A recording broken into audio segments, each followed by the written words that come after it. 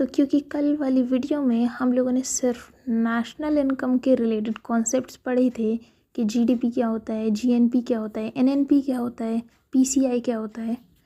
तो आज वाली वीडियो में हम ये देखेंगे कि नेशनल इनकम जो होती है उसको मेजर कैसे कर सकते हैं। तो आज वो मेथड्स हम डिस्कस करेंगे। तो पहला मेथड होता है प्रोडक्शन मेथड, जिसमें हम टोटल वैल्यू जो भी गुड्स एंड सर्विसेज हैं वो प्रोड्यूस जो करी जा रही हैं एक इकॉनमी के अंदर, उनकी वैल्यू को मेजर कर लें। दूसरा होता है इनकम मेथड। तो या तो आप इनकम पूरी कैलकुलेट कर सकते हैं पूरी इंडिविजुअल और फर्म की एक इकॉनमी में। इसमें वेजेस भी आ जाते हैं, प्रॉफिट भी आ जाते हैं और फिर रेंट टाइप की चीज़ें भी आ जाती हैं। तो इन सब की जब वैल्यू हम ऐड करते हैं तो ये इनकम मेथड की मदद से हम नेशनल इनकम कैलकुलेट कर सकते हैं। थर्ड वाला मेथड है एक्सपेंडिचर मेथड। इसमें हम टोटल स्पेंडिंग के हिसाब से नेशनल इनकम कैलकुलेट करते हैं कि टोटल एक्सपेंडिचर क्या हो रहा है एक कंट्री का, एक इकॉनमी का। जैसे जो भी हाउस होल्ड्स में खर्चा हो रहा है, बिजनेसेस में हो रहा है, गवर्नमेंट जो भी खर्चा कर रही है, तो सारा खर्चा एक साथ ऐड कर लो। तो फिर उसमें सारा एक्सपेंडिचर जब आ जाएगा उसकी टोटल वैल्यू, तो उस तरीके से भी नेशनल इनकम निकल सकती है। तो नेक्स्ट कॉन्सेप्ट है economic planning in India. Pre independence economy में कैसी चीज़ें रही थी देखते हैं। तो प्री इंडिपेंडेंस से पहले इंडिया की इकोनॉमी एग्रीकल्चरल बेस्ड थी।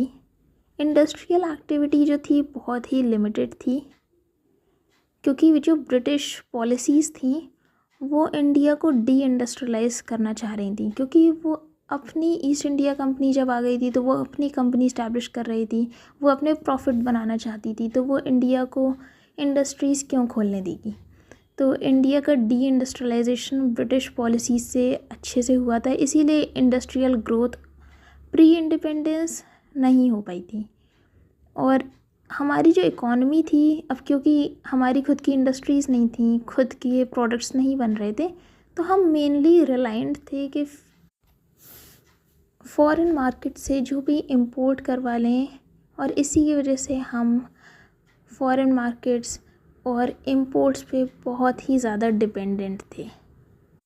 और अगर इंडिया के जो प्रोडक्ट्स थे उनका एक्सपोर्ट भी होता था तो वो थे सिर्फ रॉ मटेरियल्स, क्योंकि ब्रिटिश कंपनीज़ भी यही करती थी, वो इंडिया से रॉ मटेरियल ले जाती थी और फिर फिनिश्ड गुड्स बना के उनको ज़्यादा प्राइस पे इंडिया को पे करती थी।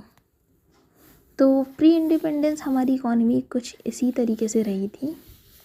और नेक्स्ट वाली वीडियो में हम पोस्ट इंडिपेंडेंस इकॉनमी देखेंगे कि इकोनॉमिक प्लानिंग कैसे थी, कौन से प्लान्स आए थे और उनका क्या क्या यूसेज था।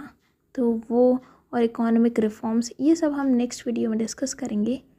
तो आज के लिए इतना ही। और अगर आपको ये वीडियो पसंद आई तो आप लाइक कर सकते हैं, चैनल को सब्सक्राइब कर सकते हैं। Thanks for watching.